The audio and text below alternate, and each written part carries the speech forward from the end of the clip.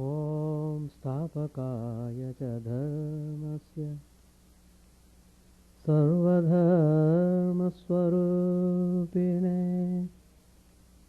स्थापकाय च धर्मस्य सर्वधर्मस्वरूपिणे अवतारवरिष्ठाय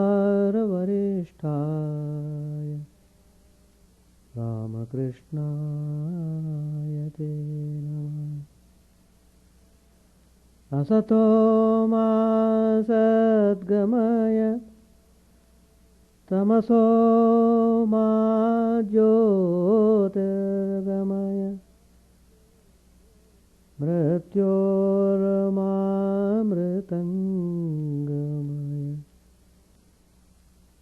ॐ शान्ति शान्ति शान्तिः। Let us offer our salutations to Sri Ramakrishna, the embodiment of all religions, the Supreme God incarnate. Let us pray to Him to lead us from the unreal to the real, to lead us from the darkness of ignorance to the light of knowledge, to lead us from death to immortality. We have been studying Gospel of Sri Ramakrishna, all the teachings of Sri Ramakrishna on spirituality are clearly given in the Gospel. All the spiritual seekers can definitely read them and practice spirituality in their own way. Sri Ramakrishna practiced Vedanta and then he gave it to the whole world so that all can practice Vedanta in their own way.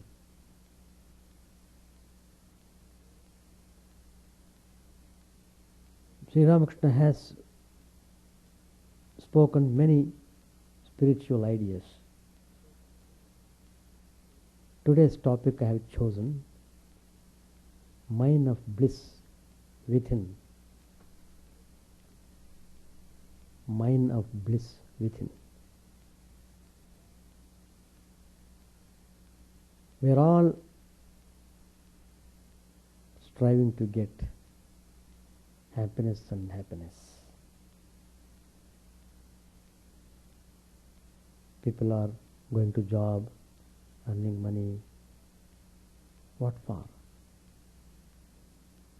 Just to get happiness. But the way people are getting happiness in this world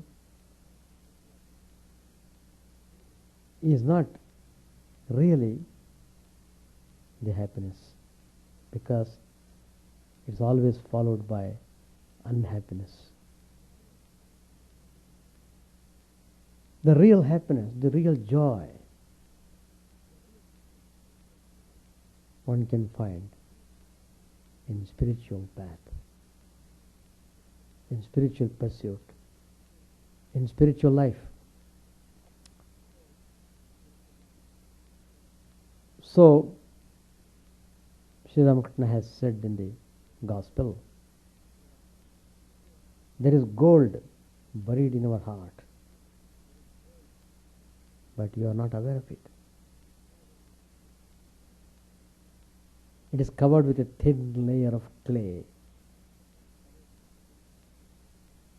Once a person becomes aware of it, then he works vigorously to get into gold.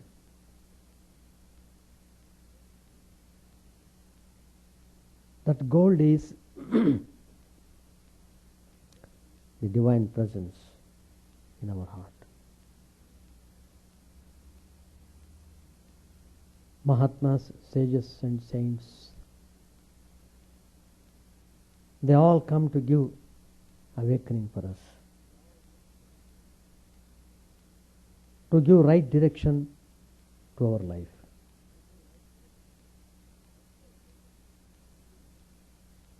Once you have taken the spiritual path, if you are following the discipline properly, then you will be experiencing joy and joy.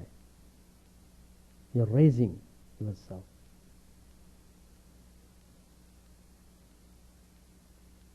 Sri Ramakrishna gives the example. Go forward. There is a woodcutter. He used to go to forest to gather wood. He was really poor. But then a holy man came to him and said, go forward. Every day you are cutting the wood in the forest. Why don't you go forward? Go forward. So the man took this instruction. He obeyed the injunction,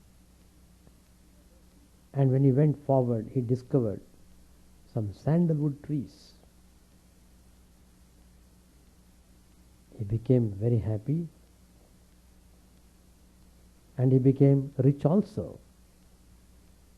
But then he reflected upon, well, the holy man asked me to go forward,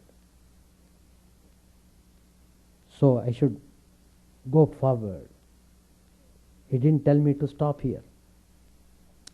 So he went forward and found a silver mine. Again his joy increased. More happy, happier than before. Then again he thought of the holy man's instruction. So after a few days he went still farther and discovered a gold mine, and then mines of diamonds and precious stones. With these he became immensely rich. In the same way, if you practice spirituality, following discipline, concentrating on the divine, you will come across very good experience by which you get immense joy. Through selfless work, love of God grows in the heart. That's very important. You must cherish love towards God. Then through His grace, one realizes Him in course of time. And then Sri Ramakrishna tells further, God can be seen. One can talk to Him as I am talking to you. In silent wonder, they all sat listening to the Master's words. It seemed to them that the goddess of wisdom herself, seated on Sri Ramakrishna's tongue, was addressing these words not merely to Vidyasagar, with whom he was talking, but to all humanity for its good. Once you get the vision of the divine, you will definitely enjoy real peace and happiness. And you want to be in that state. You want to absorb yourself in that state of purity and perfection. That's what we call samadhi. That means the whole mind sits there. It doesn't want to go anywhere. total absorption, which is called nirvikalpa samadhi.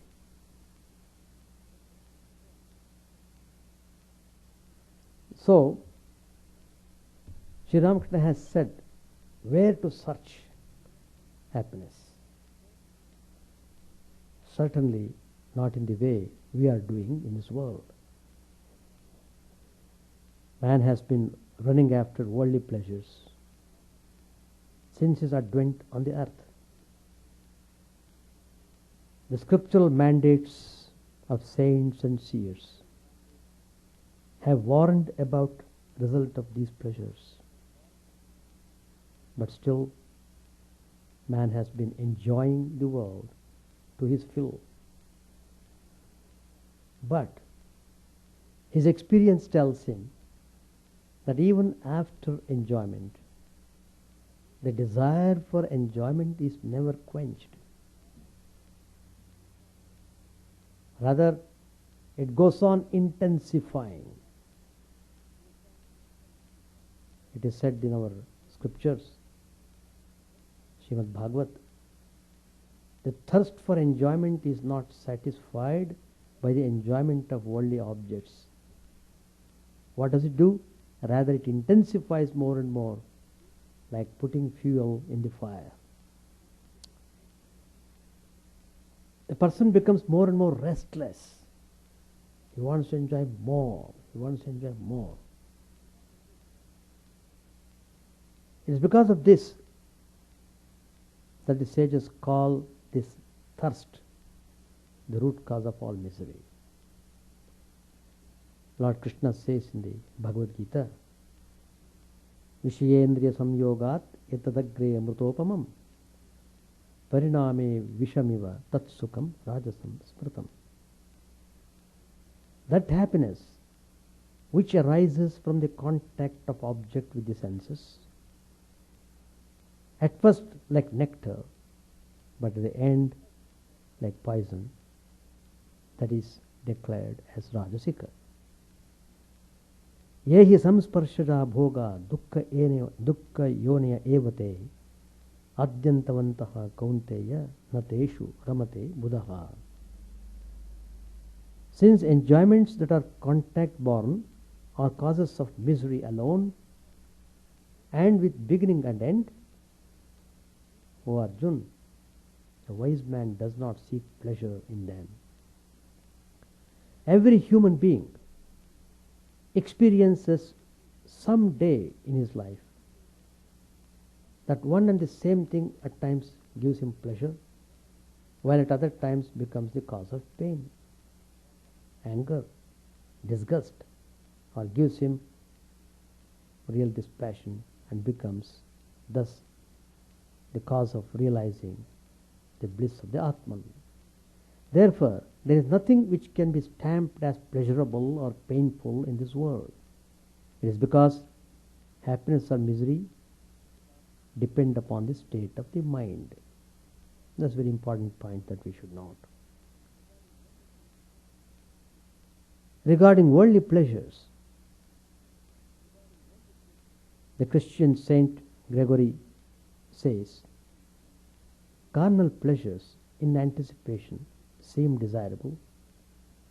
All we need to make us happy. Afterwards they are disappointing, even disgusting. Spiritual pleasures beforehand are unattractive, even repulsive. Once experienced, they are all the heart could crave. The great thinker Aristotle is of the opinion that almost every animal is dismal, dejected, and disturbed after enjoying the most intense, vehement carnal pleasure.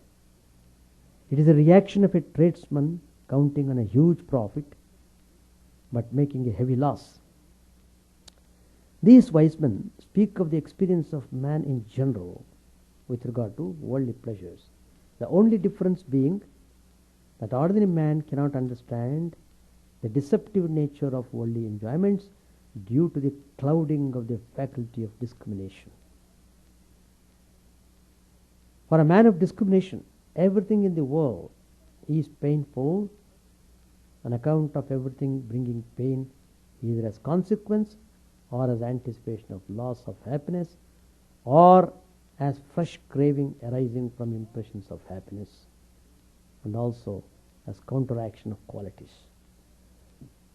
Therefore, they renounce worldly pleasures and accept the path of good, which leads to Brahmananda, bliss of Brahman.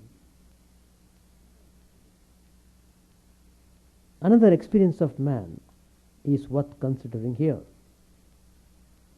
While enjoying worldly objects, although it appears that the source of happiness is the object, on critical observation one finds that the source is not the object but within the enjoyer himself.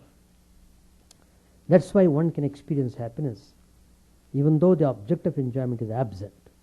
For instance, in deep sleep and dream states, one can experience happiness without the gross presence of the object even in waking state, such as through fantasy. All this is possible because the source of happiness is within us, the Atman. The bliss which one enjoys in the states of Nirvikalpa or Savikalpa Samadhi or in deep sleep are the best examples of objectless happiness. If happiness were not possible without an object, one couldn't have experienced bliss in these states. A man of subtle intellect can feel, even while enjoying objects, that the happiness he is getting is coming from within himself and not from the object.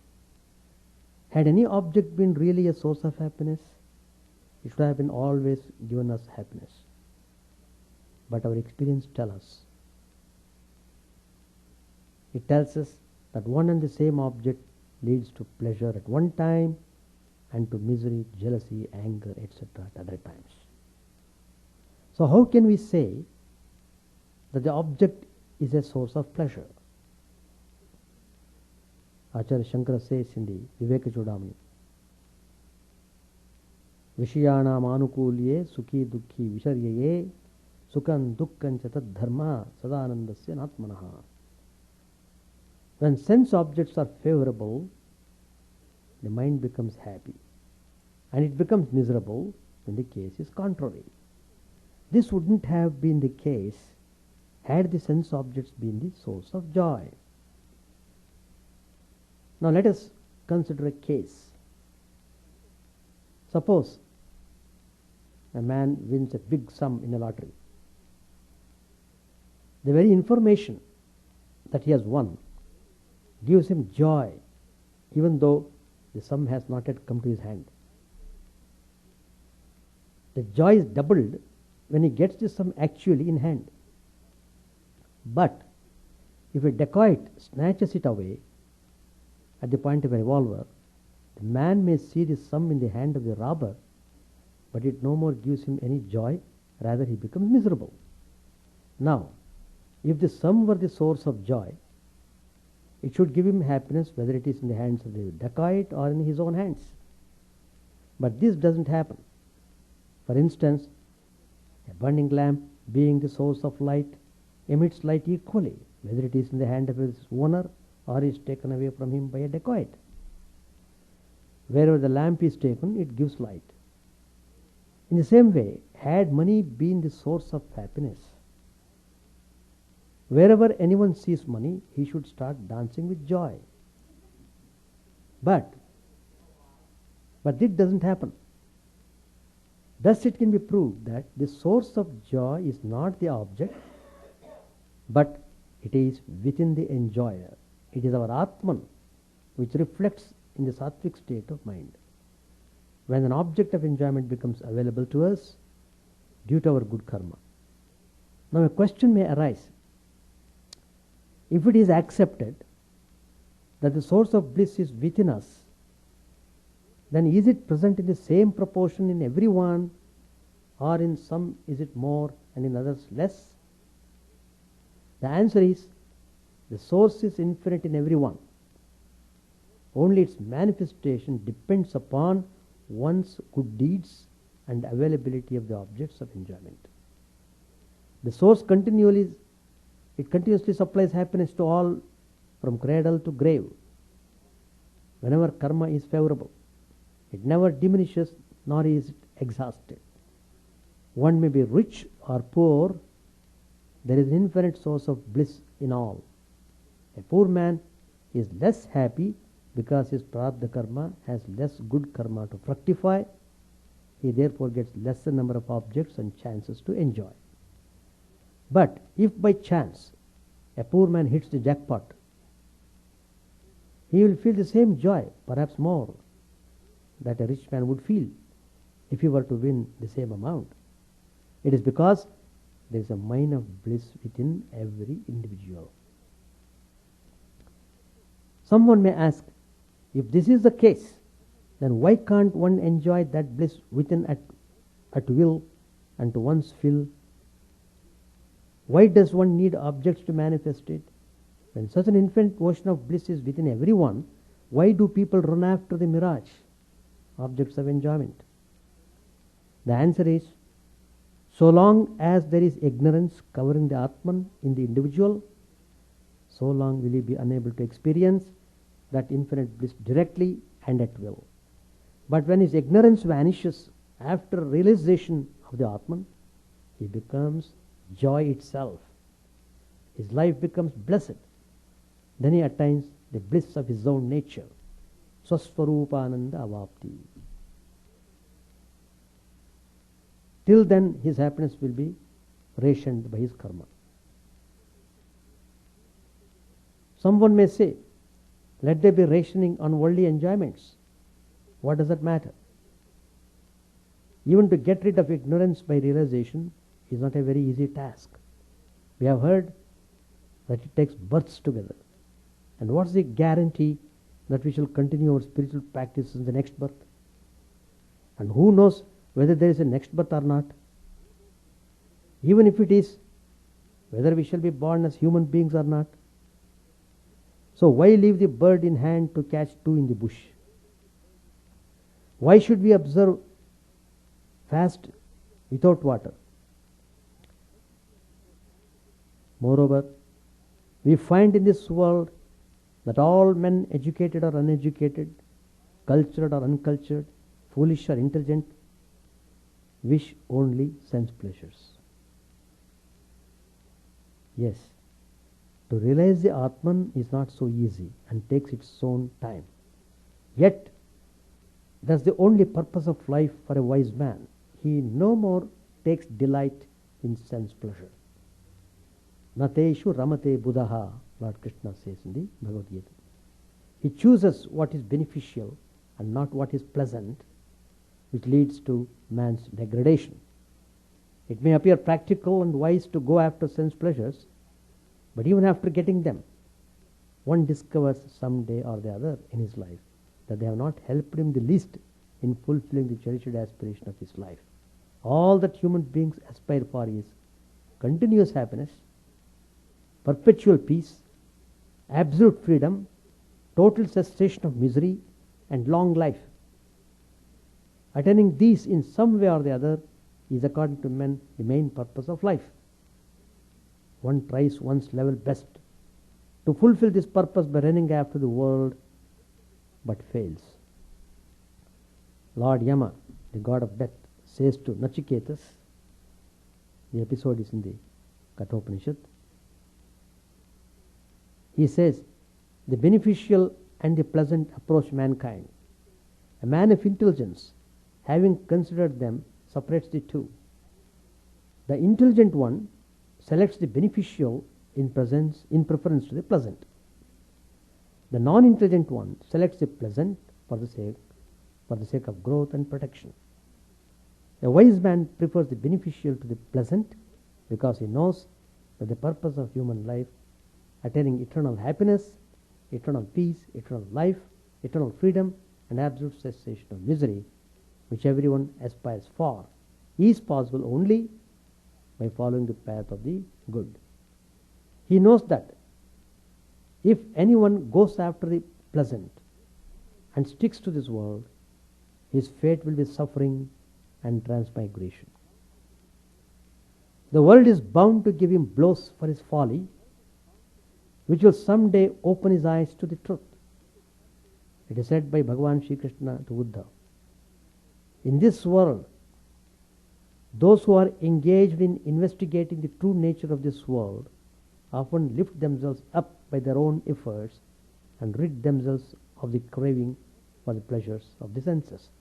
Therefore, it is necessary for every human being to ponder on this issue through reason, to study it carefully in a scientific way, by experiment, observation, and inference, to be aware of real happiness and beware of false pleasures, and to save himself from the pitfall.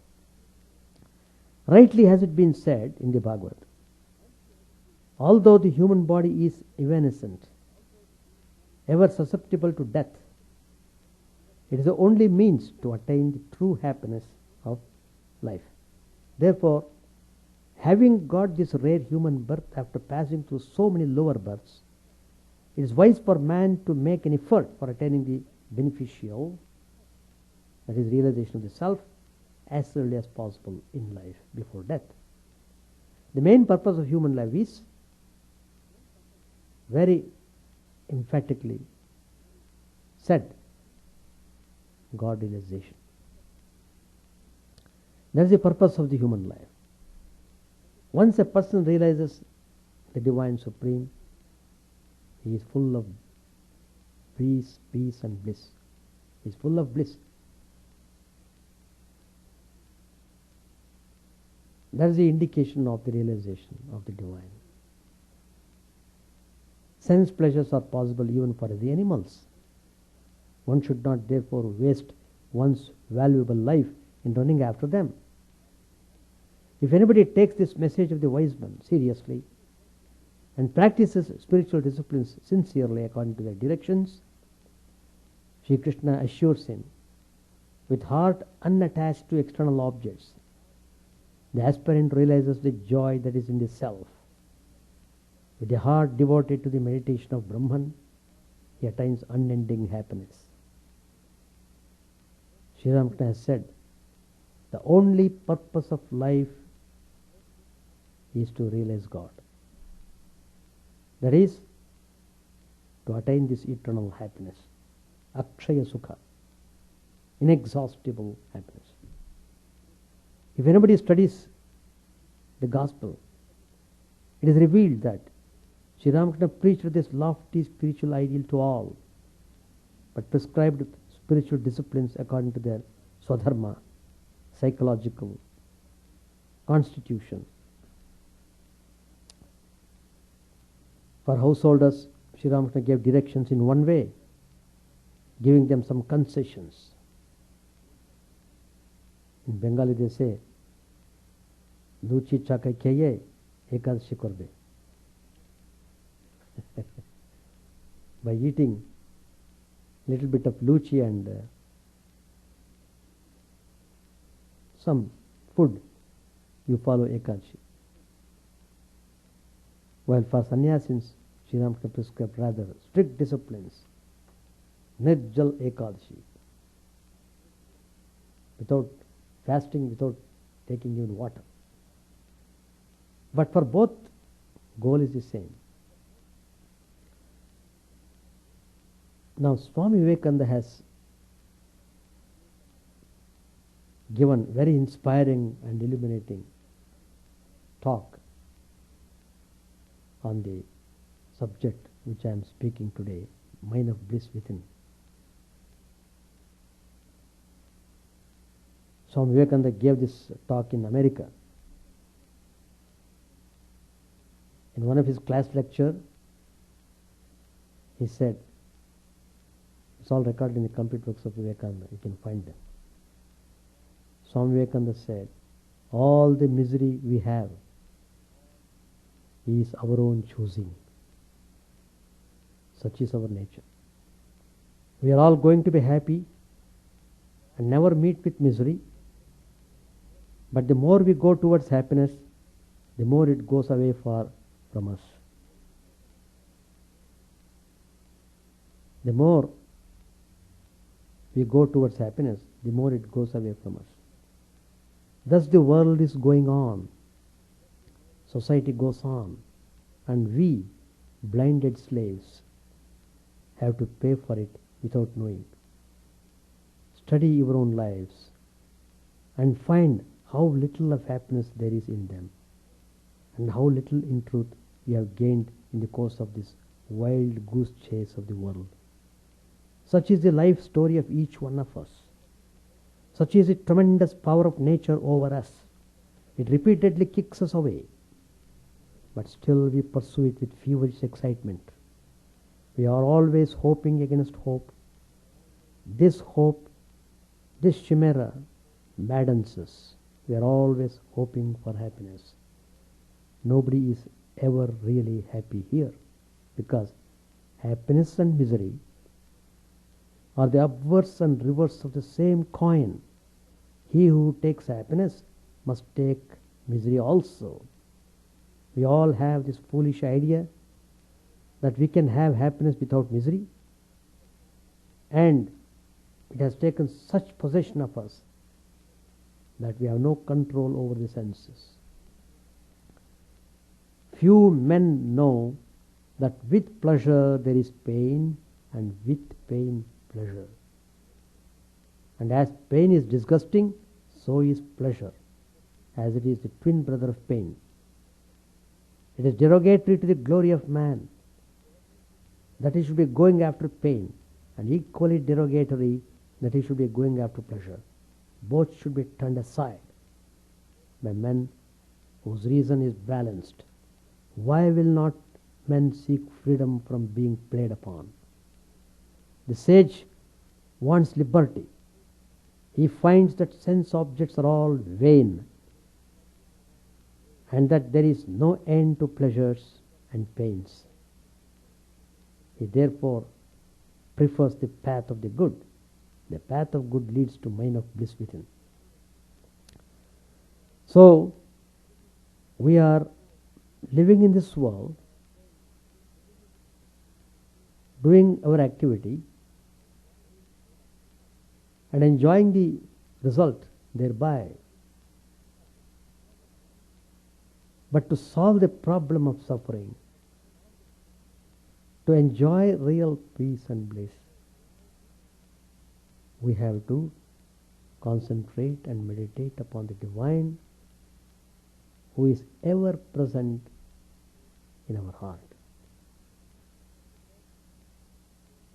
Because we are not focusing our attention inward, all our senses and mind are going outward, running after the objects of the senses. So we have lost control, and we just go along with mind and senses.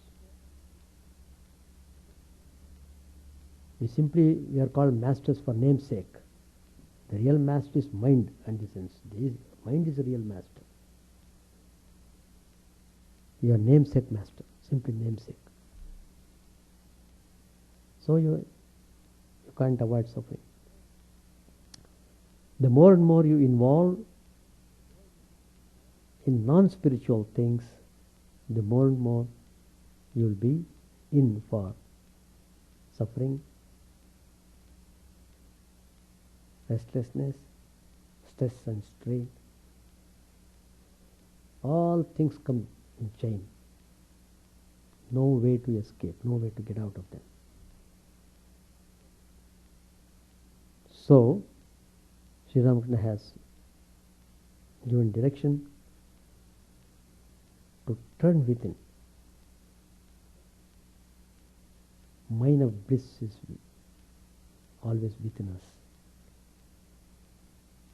But we have to prepare the mind properly. We have to strengthen the spiritual mind, and we have to go beyond the mind, through the mind. Mind plays a very important role. So we have to have definite control over the mind and its function, how it is acting upon. So we have to be conscious, we have to be smart and intelligent, we have to engage in positive way and strengthen the spiritual mind more and more. Swami Vivekananda said, everybody has got spiritual mind, but it's in potency. It's a dormant state. That's what he said in the parliament. Each soul is potentially divine. You are divine, but it is not manifested because of so many factors. So, turn within, you will have the bliss, experience of bliss. So when we see the life of Sri Ramakrishna and all the Mahatmas, those who have realized the truth in the life, how they are cheerful, how they are peaceful. That's the indication. A man of realization is always cheerful and happy, and he gives happiness to everyone, and he belongs to the whole universe. The whole universe belongs to him.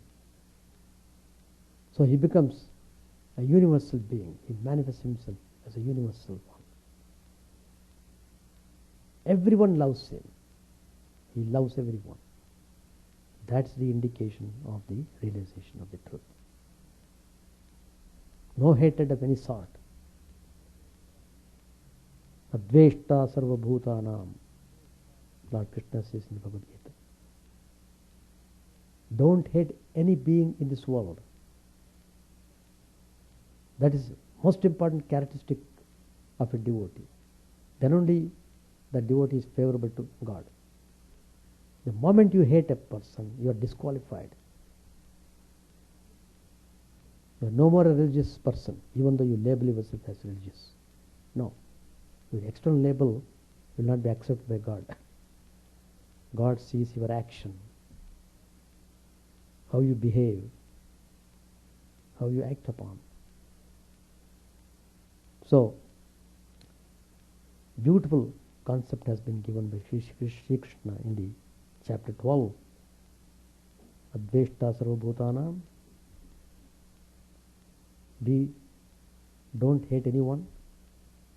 Maitra karunayevacha. Be friendly and compassionate.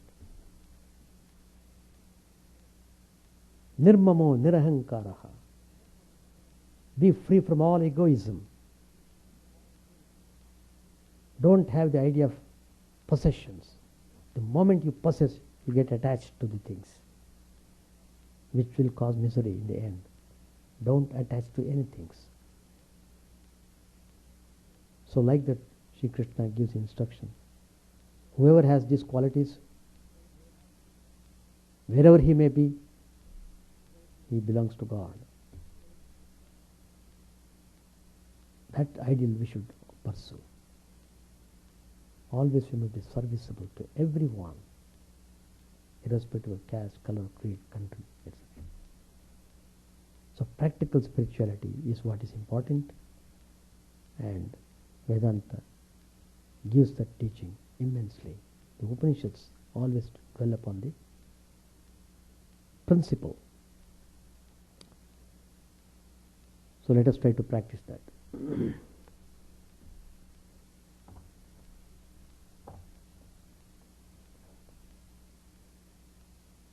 Gospel, page 826. Sri Ramakrishna was very much pleased. Patting M's back, he said, I see you have understood that. That's fine. M said, it is indeed difficult to understand that. One cannot quite grasp how God, perfect Brahman that he is, can dwell in that small body. The master quoted from a song, oh, no one at all has found out who he is. Like a madman from door to door he roams. Like a poor beggar, he roams from door to door.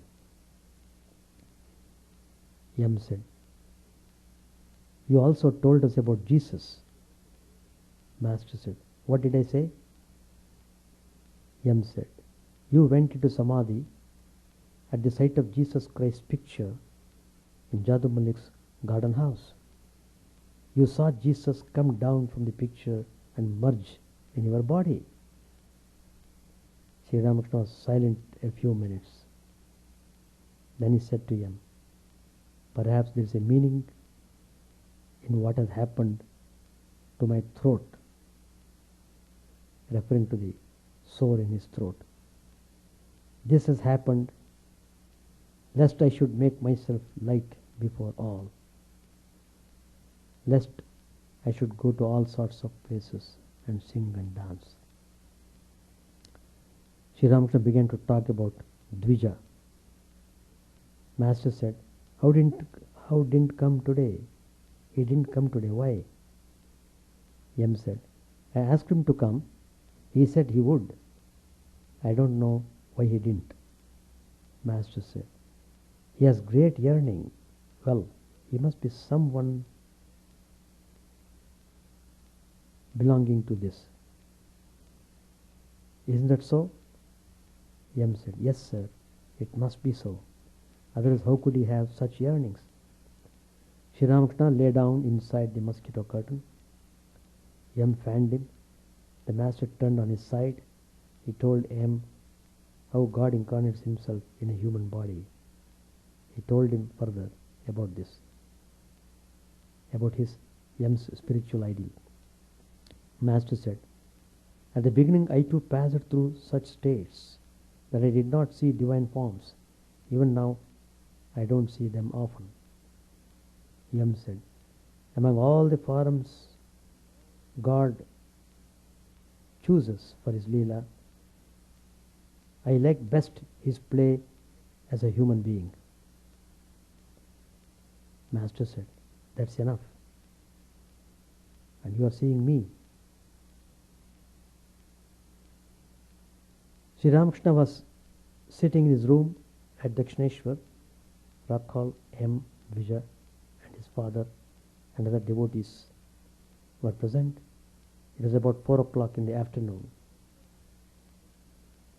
After returning from Vrindavan, Rakhal had spent a few days at home. Now he was staying with the master. Latu, Harish and Ramlal were also staying at the temple garden. We shall stop here.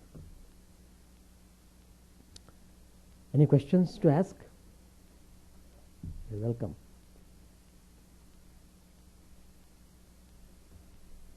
Happiness is not outside, it's all inside. That is the experience we should get by pursuing happiness outside. What is the experience we get?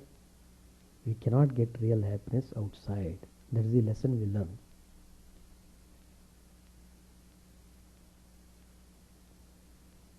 Yes. When you decide to be happy. Pardon? When you decide to be happy, can you just tell yourself to be happy? First of all,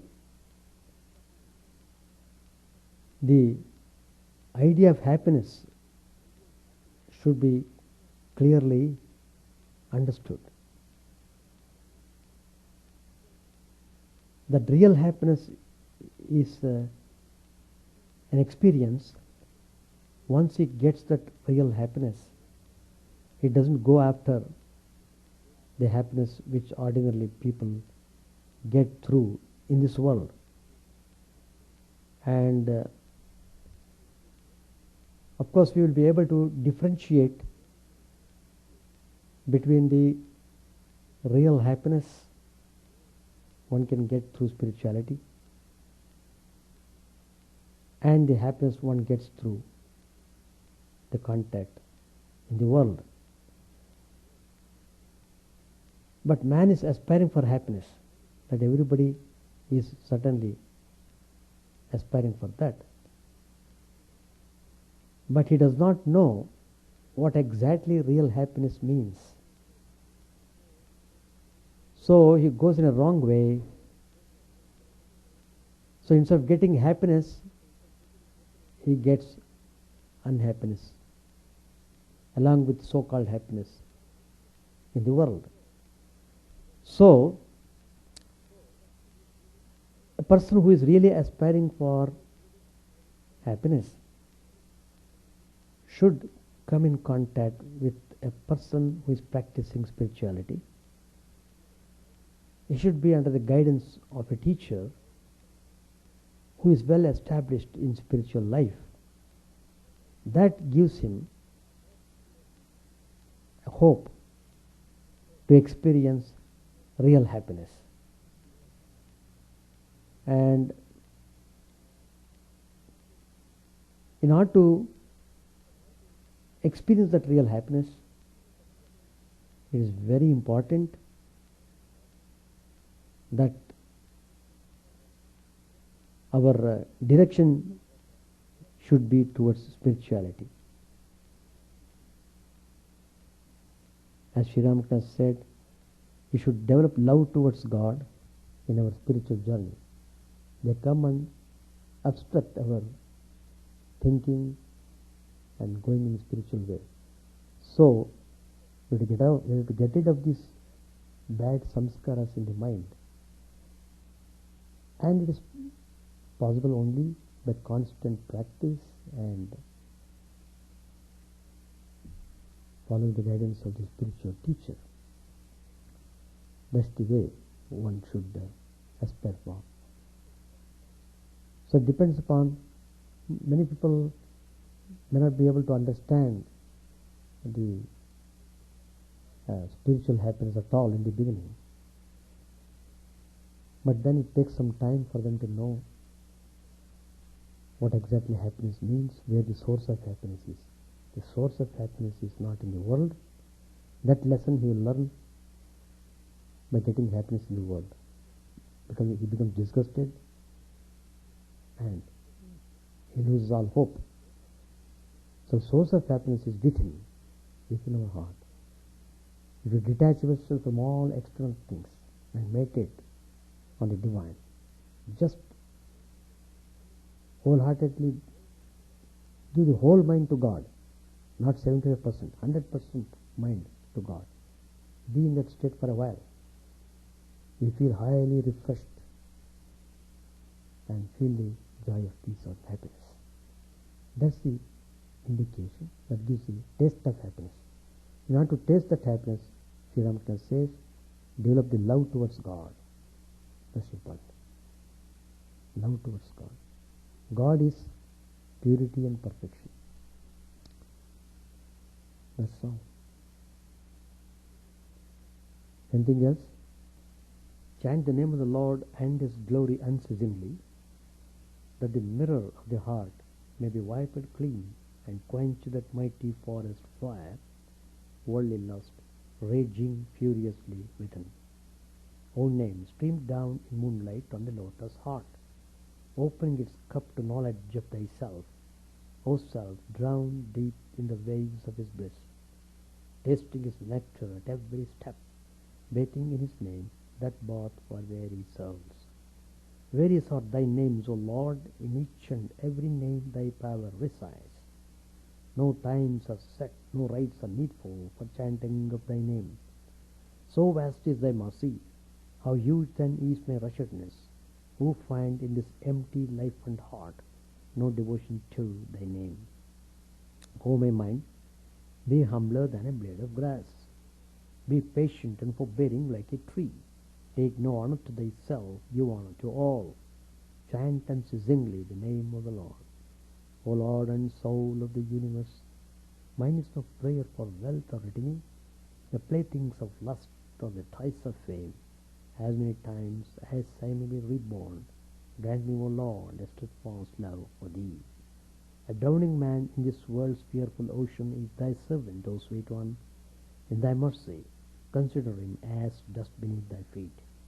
Oh, how I long for the day when an instant separation from thee, O Lord, will be as 1,000 years, when my heart burns away with its desire, and the world without thee is a heartless void. Prostrate at thy feet let me be, in unwavering devotion, neither imploring the embrace of thine arms, nor bewailing the withdrawal of thy presence, though it tears my soul asunder. O thou who stillest the hearts of thy devotees, do with me what thou wilt, for thou art my heart's beloved, thou and thou alone. O Lord, lead us from the unreal to the real, lead us from darkness to light, and lead us from death to immortality. May all be free from dangers, may all realize what is good, may all be actuated by noble thoughts, may all rejoice everywhere, may all be happy, may all be free from disease, may all realize what is good, may none be subject to misery. May the wicked become virtuous, may the virtuous attain tranquility, may the tranquil be free from bonds, may the freed make others free. May good betide all people, may the sovereign righteously rule the earth, may all beings ever attain what is good, may the worlds be prosperous and happy, may the clouds pour rain in time, may the earth be blessed with crops, may all countries be freed from calamity, may holy men live without fear. May the Lord, the destroyer of sins, the presiding deity of all sacred works, be satisfied. For he being pleased, the whole universe becomes pleased. He being satisfied, the whole universe feels satisfied.